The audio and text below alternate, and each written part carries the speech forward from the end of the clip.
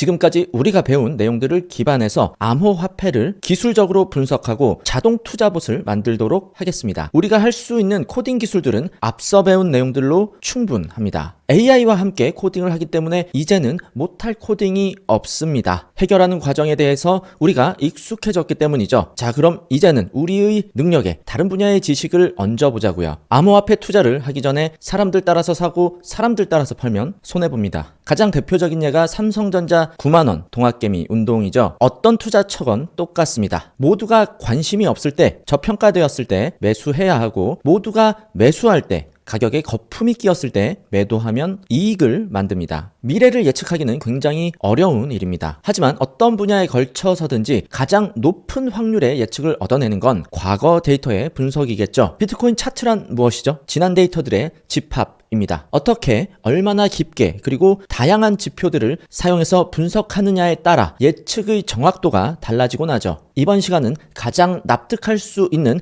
데이터 분석을 만들고 그것을 통해서 자동 투자까지 될 수 있는 봇을 만들도록 하겠습니다. 말 그대로 평생 사용할 수 있는 암호화폐 투자 보십니다. 자, 먼저 2012년 1월 1일부터 비트코인의 데일리 가격이 들어있는 제이슨 파일을 크롤링 해왔습니다. 타임이 날짜고 프라이스가 가격이겠죠. 2012년 1월 1일에 비트코인 가격이 5.3달러였어요. 불과 5달러짜리였는데요. 최근 데이터 쪽을 쭉 보시면 2024년 12월 6일 가격 얼마죠?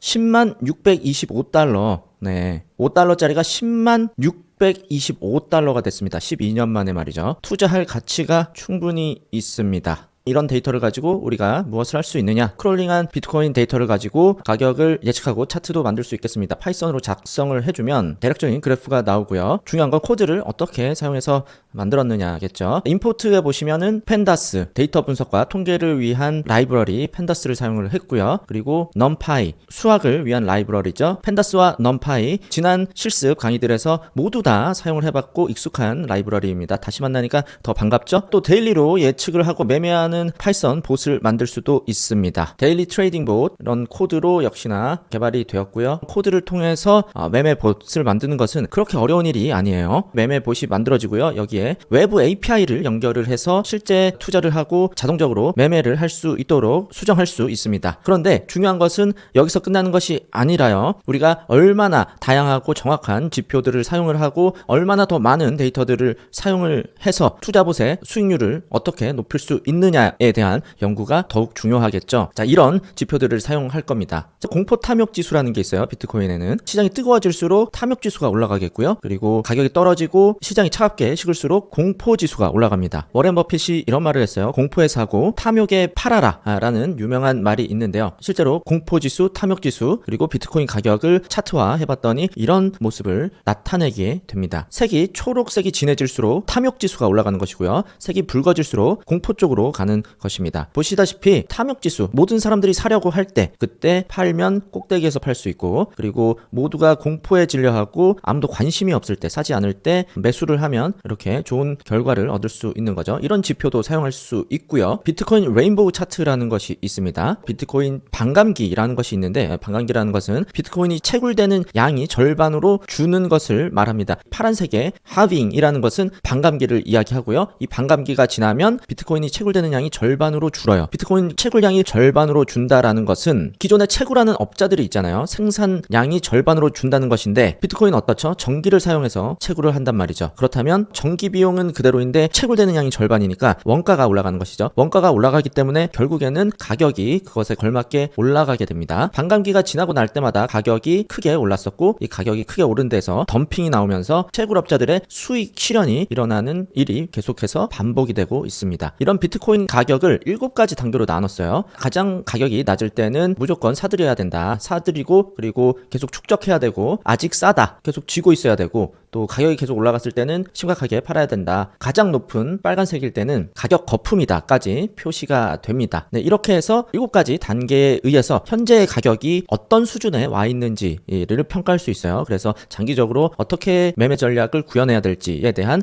중요한 데이터가 될 수 있습니다. 자, 레인보우 차트 이런 식으로도 표현이 되고요. 다음은 비트코인 골든 크로스, 데드 크로스 지표인데요. 비트코인 뿐만이 아니라 주식에서도 많이 사용되는 지표입니다. 골든 크로스가 발생이 되고 일어나면 가격이 오르게 되고요. 데드 크로스가 발생이 되면 가격이 떨어지게 됩니다. 비트코인 사이클 반복 차트라는 것도 있고요. 지난 데이터들을 통해서 사이클이 어떻게 일어나는지에 대해서 분석해 놓은 차트, 또 비트코인 쪽에서 분석하는데 가장 정확도가 높은 그런 지표들 4가지를 포함을 해서 이런 식으로 미래 가격을 예측할 수도 있게 되고요. 그리고 해시 리본이라는 지표도 있습니다. 채굴하는 해시 레이트와 현재 가격에 비례해서 표현되는 지표인데요. 해시 리본이 뜨는 매수 지표가 나왔을 때 이렇게 빨간색으로 표시가 되는데 이 이후에는 가격이 오르게 되죠. 채굴과 관련된 데이터를 사용을 해서 가격이 상승하는 것을 미리 예측해 볼 수도 있게 되고요. 역시나 이건 반감기 차트입니다. 이 초록색 선이 반감기 날이고 반감기 이후에 얼마 정도 시간이 지났더니 가격에 상승이 오더라, 이런 것들이 표현됐죠. 그래서 이미 분석되어 있는 데이터들은 많이 있습니다. 그래서 이런 배경 지식을 갖춘다면 우리는 코딩을 할 수 있잖아요. 지금까지 해왔던 AI를 활용한 코딩 능력이 있기 때문에 이런 데이터와 코딩을 접목시킨다면 더 현실적이고 수익률 좋은 투자봇을 만들 수 있게 됩니다. 자, 본격적으로 시작해 보겠습니다.